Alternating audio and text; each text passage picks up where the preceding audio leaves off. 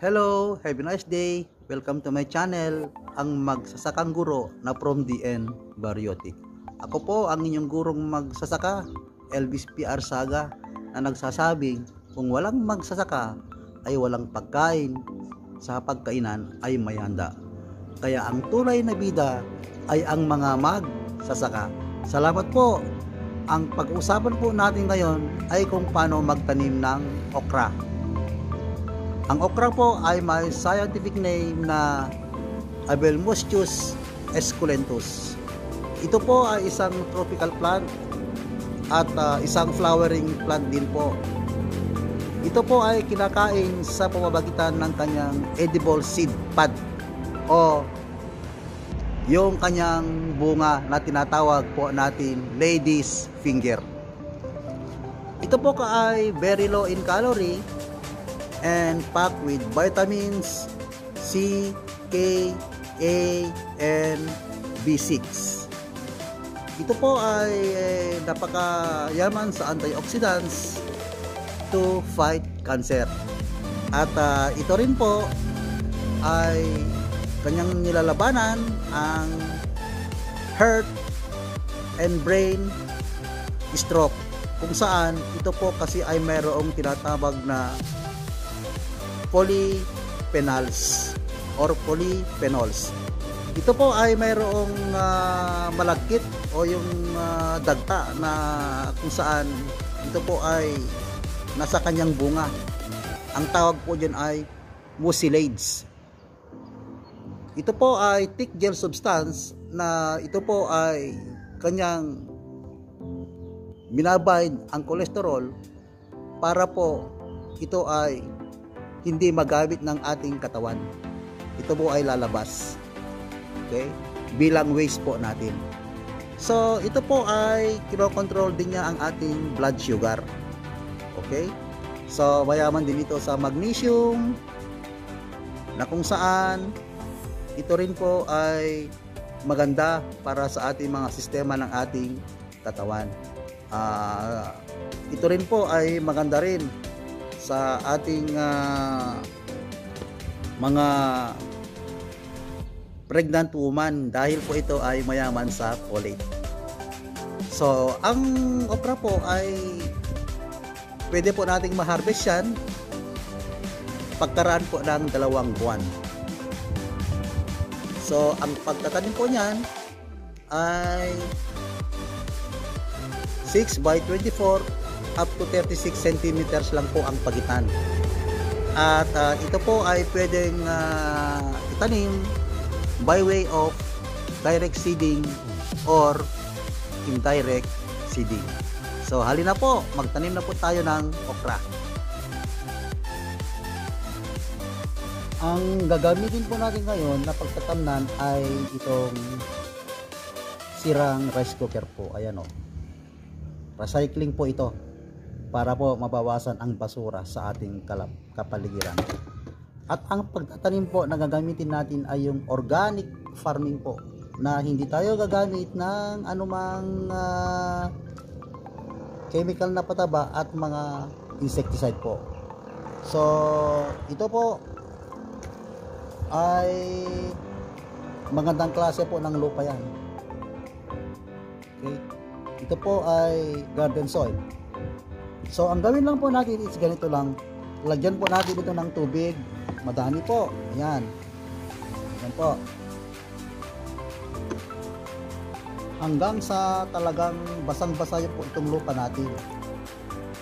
Ganito na po yung ituturo kong paraan ng pagtatanim sa inyo. Kasi kapag naitanim nyo na rito yung buto, ay huwag nyo nang gagalawin yan kahit isang linggo po. Huwag nyo nang didiligan. Tutubo po yung pandyan, buto natin. So ang gagamitin po natin ngayon na pamamaraan ng pagtatanim ay ang tinatawag natin direct seeding. Ayan po, okay na po yan.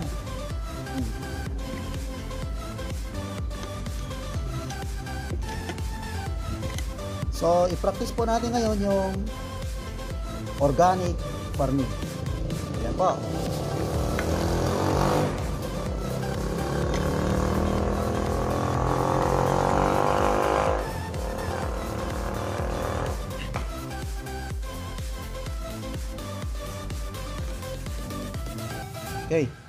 So okay na po siya.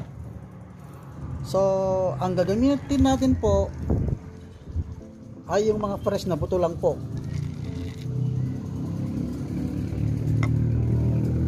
Yan po. Ito po ngayon ang buto ng okra. Kung makikita ninyo may mga itim ganito, huwag nyo pong itanim yan kasi sigurado hindi tubo yan. Ano yan, spoiled na ang mga yan. Ayan o. Yan. Ito yung klase ng buto ng okra na maganda. Ayan o. Ayan, ganyan. Ayan po. Okay. Mga ganyang klase. Ayan po. Okay, magtanim na po tayo. Ngayon, dahil po ito ay container lang po na recycled, dalawang buto lang po ang tatanim natin dito. Okay. So, maglagay na po tayo ng buto sa dalawa. O, tapos, i-press nyo lang po. Yan. 1 cm or pwede rin 1 inch kasi malaki naman itong halaman na to kapag lumaki siya. Tatabunan na natin yan. Okay. Tapos na po. Okay. 2 buwan po ang hintayin natin bago mamunga ang halaman natin na yan.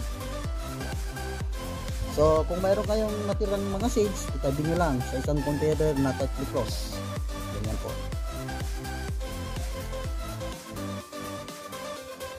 Okay. So, tapos na po tayo sa pagtatanim. Napakadali lang po. Okay? So, ngayon, ipapakita ko na sa inyo ang mga tanim kong mga okra.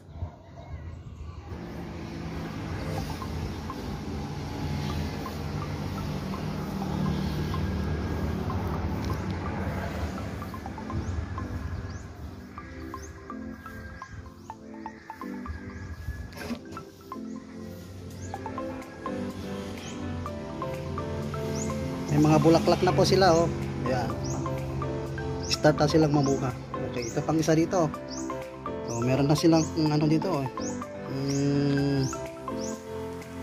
Lalabas na ang ano nito, bulaklak nito in few days time. Ayan po. Ayan oh. Yun. Ayan po. Bale, dalawa po yung nakatanim dito. Kahit po ito, meron na pong bulaklak doon oh.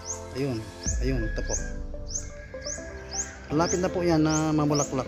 Ayan po. So, isa dyan. Sa banda dyan. Yan, nandyan. Isa lang po yan. Sa kanya nandito dito ay dalawa. Ayan po. 2 puno po yan. Okay, so, ayan po. Okay. Ayan po. Ito na po yung mga tanim kong okra. Kung makikita nyo po, ito ay talagang napakadaming bunga po. Nasa kasagsagan po ng kanyang pamunga. Okay, yan po oh. Ito po ang flower niya, ganito po ang flower ng okra. Ayan, ang ganda. Yellow yan. Yellow yan. Ganito naman po ang kanyang mga bunga. Ayan oh. Yan. Lady's finger po ang tawag natin dito. Okra naman sa local name. Yan oh. Yan, ang daming bunga. Nakita nyo naman. Yan o, daming bunga o. Yan. Yan. Dami pa dyan o. Malaki na itong isa o. Parang laki na o. Ang bunga. Yan o, dami rito o. Ang tanim ko po rito okra ay nasa container po. Kung napansin ninyo. Sa container lang po yan.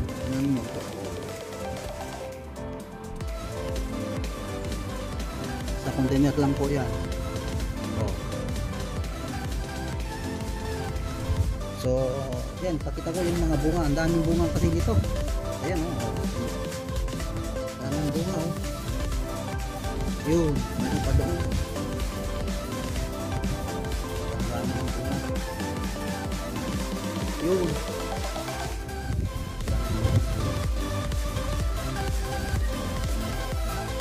Dito sa baba, daming bunga.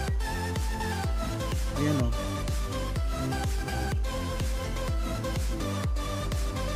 Okay, meron pa dito o. So kung napansin nyo po, sa isang container, pwede kayong magtanim ng dalawang puno. Ayan, kaya kagaya niyan. Dalawang puno yan. Ayan. Okay?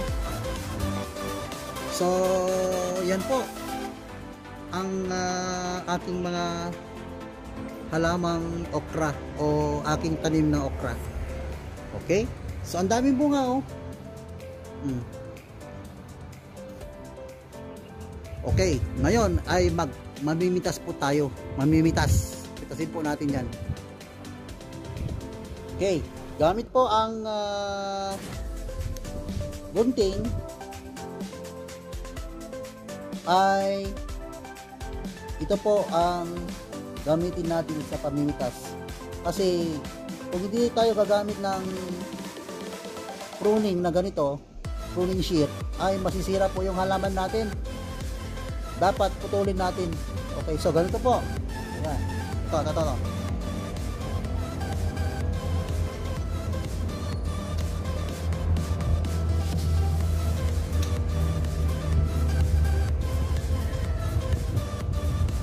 Oh, ayan. Tatlo na po yan. Sa isang puno lang yan, ha. Tatlo na yan, oh. Tatlo na po na ito. Sa isang puno lang. Oh, kita nyo naman. Oh, okay. Ayan, sige. Mamitas pa po tayo. Marami pa.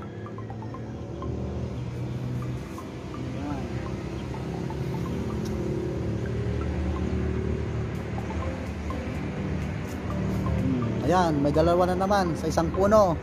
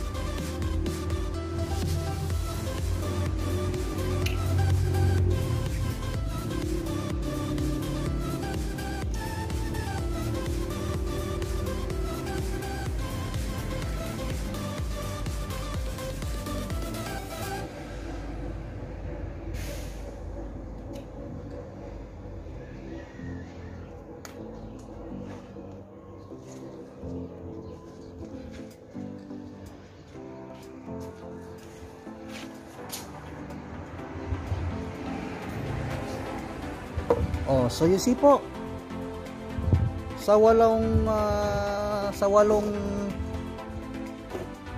puno po ng aking halaman, tingnan niyo, oh, ito ang napitas ko, oh. Ang dami, oh. Oh. Dami po, oh. Oh. Kasi po sa bawat puno ay makakapitas po tayo ng 3 or 2. Yan po kasi. So, ayan, oh. Okay? Ayan.